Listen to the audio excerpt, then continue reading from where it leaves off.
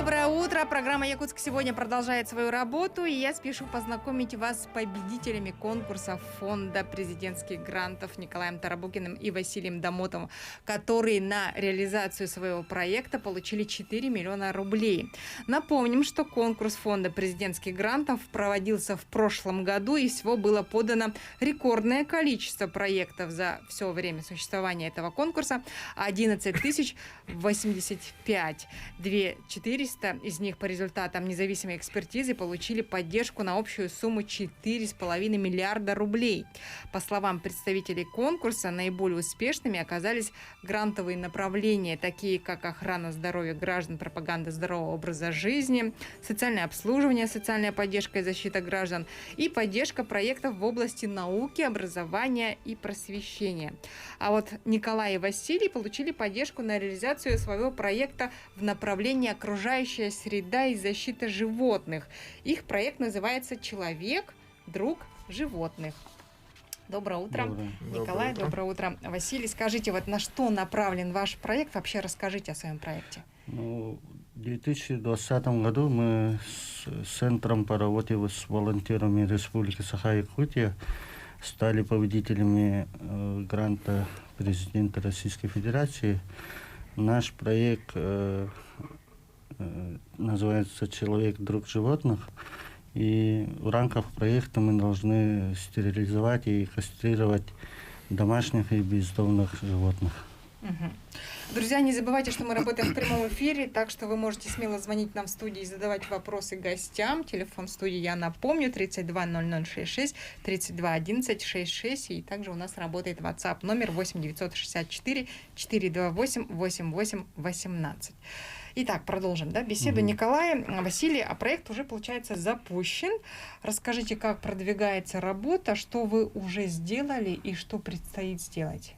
Проект мы начали с сентября 2020 года, и на данный момент мы уже стерилизовали и кастрировали более 1300 голов домашних и безнадзорных животных.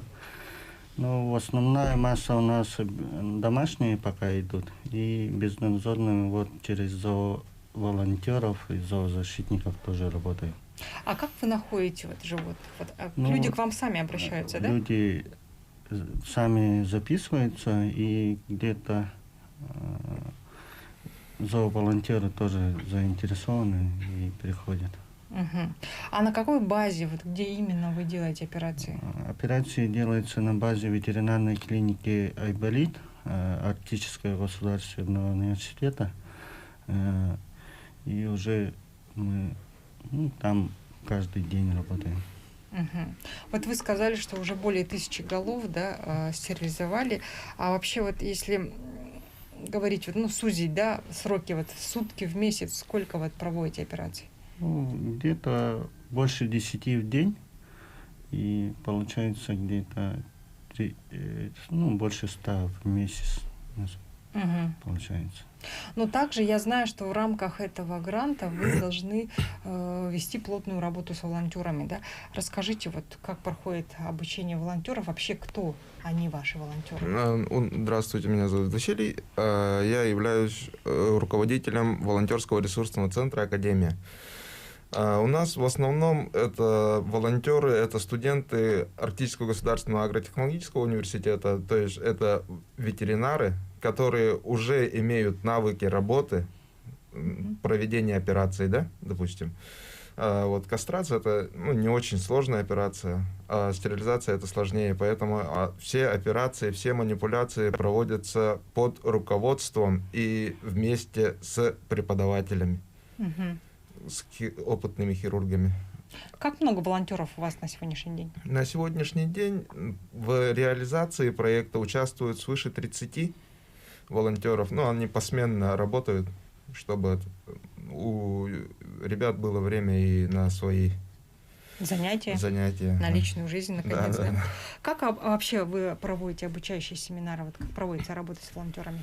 Обучающие семинары сначала проводились по зоопсихологии, чтобы уметь находить контакт с животными, потому что, как и у людей, у собак и у кошек есть несколько видов темпераментов, и они ведут себя абсолютно по-разному.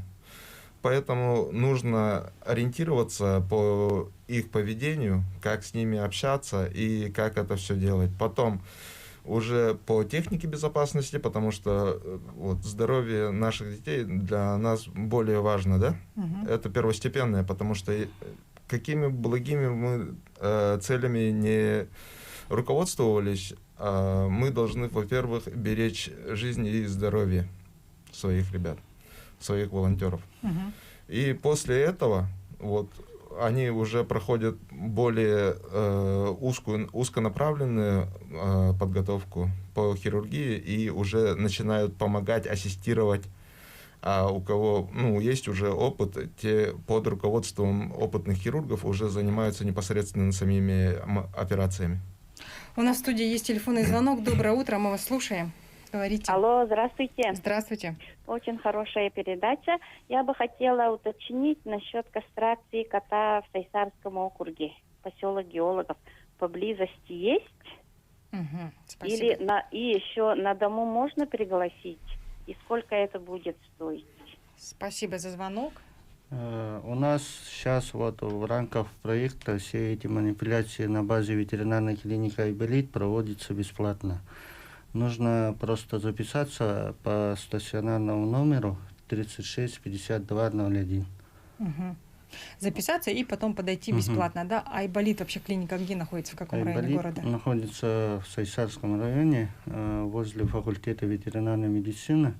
Это Чайковского 32/1, корпус 1. Так, и еще, ребята, я знаю, что в рамках этого гранта вы должны как-то вот проводить беседы с владельцами, да, кошек и собак. Вообще, как вот реагируют владельцы, что нужно их питомцев любимых стерилизовать, кастрировать, делать больно, вести на операцию? Насчет больно я с вами не соглашусь, потому что все манипуляции делаются под анестезией. То есть животное не чувствует боли. И проходят необходимый премедикационный период, когда вот ему вводятся анальгезирующие средства, обездвиживающие средства, и операции сами для животных практически безвредные, но в некоторых случаях приходится дополнительно вот период восстановления.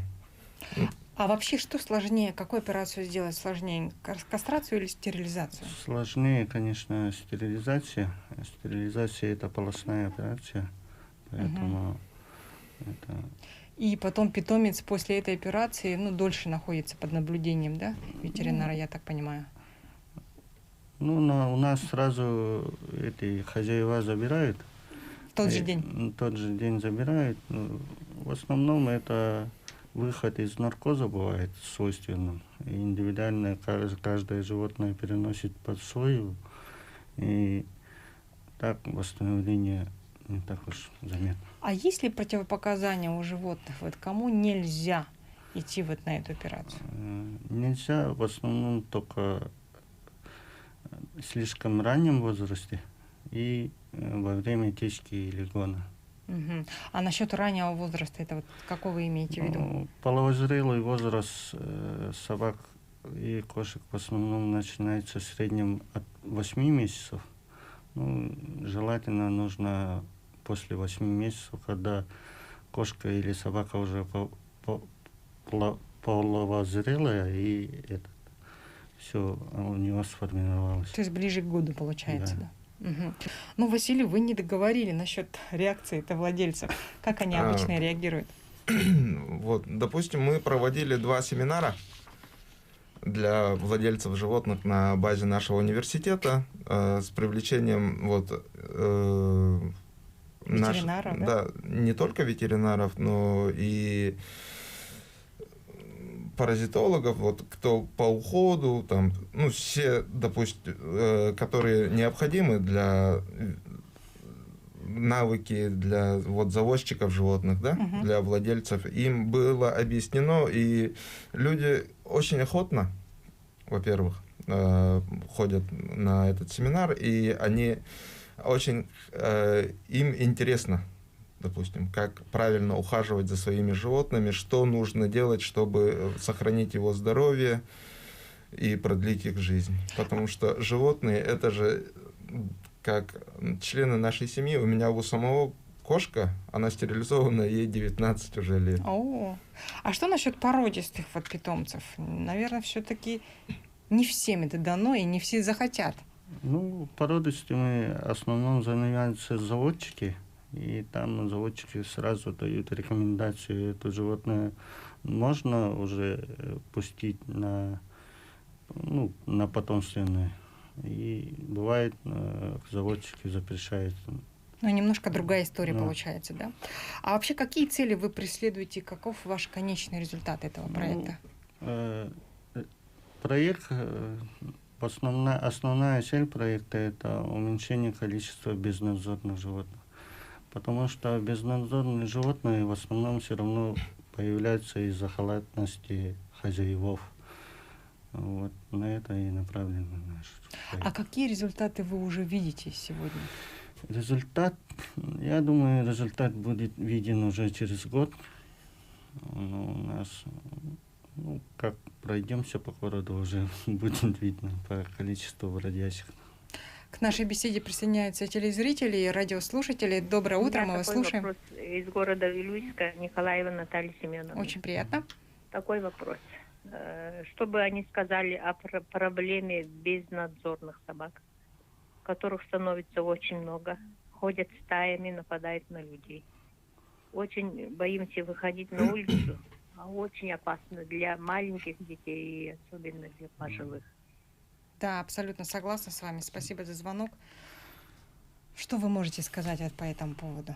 Ну, Именно эту цель вы и преследуете. да, мы эту и цель преследуем, поэтому нужно с районов, с улусов также принимать участие вот в таких грантах.